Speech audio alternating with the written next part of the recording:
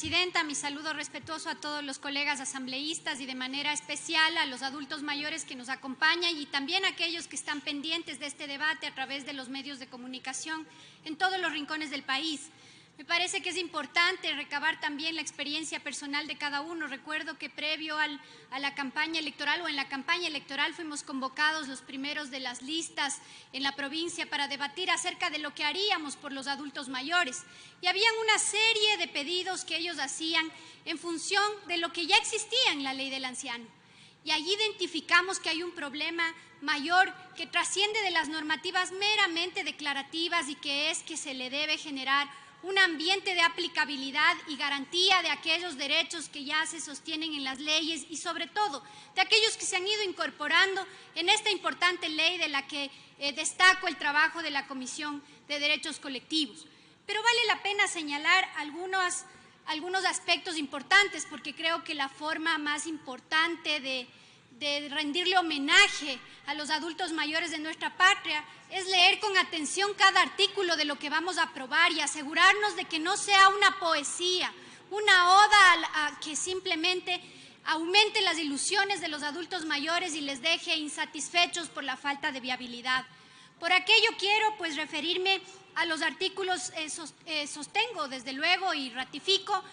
mi reconocimiento al hecho de que ahora se incorpore un sistema como está establecido en el 53 y siguientes, pero también en cuanto al incremento de la capacidad de kilovatios y también de metros cúbicos en cuanto al consumo del agua y de la luz, correspondientemente me parece que es una importante incorporación, pero no nos olvidemos que en ese artículo, que es específicamente el artículo 13, se habla de exoneraciones a los espectáculos públicos, al transporte terrestre, aéreo, marítimo, y se dice que se tiene el 50% de exoneración para el adulto mayor y para un acompañante. Parece que estamos olvidando que tenemos también el antecedente de una serie de abusos que se cometen en relación a las normativas que a favor de los adultos mayores se generan. Si no ponemos una normativa clara que diga que el acompañante o que el adulto mayor que requiera por su condición de movilidad un acompañante será beneficiario, esto podrá dar pie a una serie de abusos que prácticamente estarían concentrados en el transporte terrestre, porque evidentemente es el más recurrente en esta situación. Es importante también incorporar las propuestas que se han ido haciendo a lo largo del debate, como por ejemplo la propuesta de la ministra Berenice Cordero, que apoyo rotundamente en cuanto a considerar las exoneraciones del 50% en el tema de agua de riego. Pero no nos olvidemos que el artículo 141 de la Ley Orgánica de Recursos Hídricos ya establece la exoneración para el consumo menor o para la adjudicación menor de una cierta cantidad de metros cúbicos. Por eso lo importante es que se incorpore aquello señalando de que será la exoneración al servicio y no al consumo o a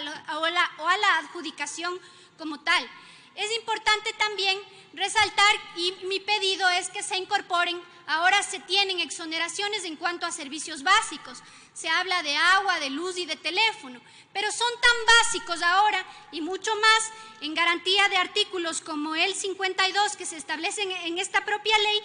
que dice que es existe el derecho al acceso a la tecnología y la información y comunicaciones, que el Estado debe garantizar su acceso universal para las personas adultas mayores. Me parece que es importante incorporar también la exoneración del 50% a la telefonía celular y también al uso de Internet en planes básicos, porque eso no puede ser el privilegio de los ricos, siendo la necesidad de los más pobres del país. Y en ese sentido, mi propuesta. También quisiera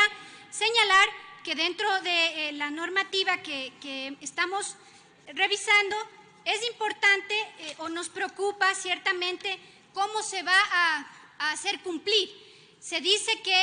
en el artículo 66 sobre la reparación se establece la responsabilidad para que el Ministerio de Inclusión Económica emita una reglamentación, pero es oportuno que en esta ley orgánica se establezcan ciertos lineamientos claros.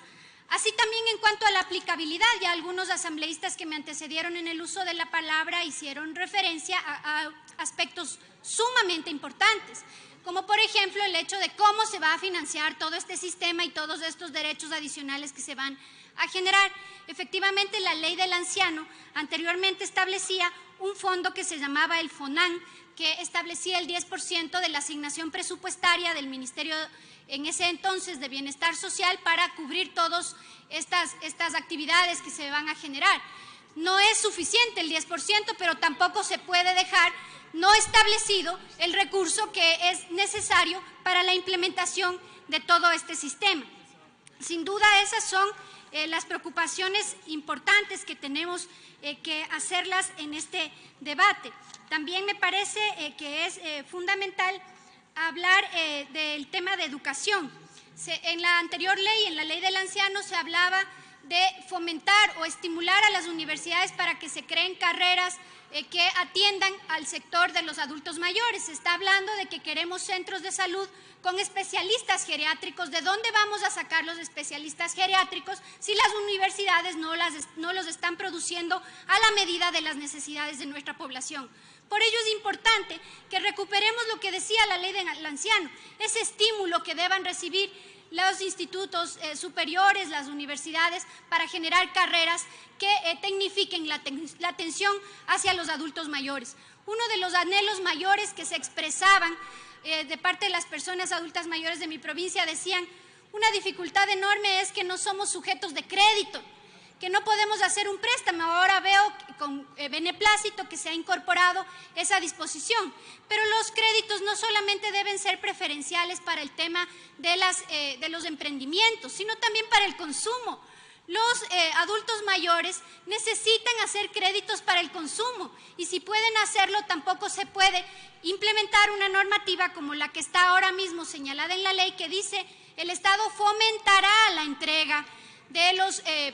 créditos en ese sentido, sino que deba responsabilizarse de hacer cumplir una disposición que es garantista desde todo punto de vista de los derechos de los adultos y las adultas mayores del país. Quisiera concluir mi intervención haciendo un llamado a la responsabilidad de este Pleno de la Asamblea Nacional para que en unanimidad, desde luego, le entreguemos esta herramienta a los adultos mayores de la patria. Pero no solamente eso, sino que estemos vigilantes de que la reglamentación vaya acorde al sentimiento de los ecuatorianos y a la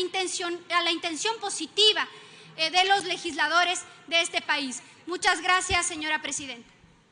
Gracias, señora asambleísta.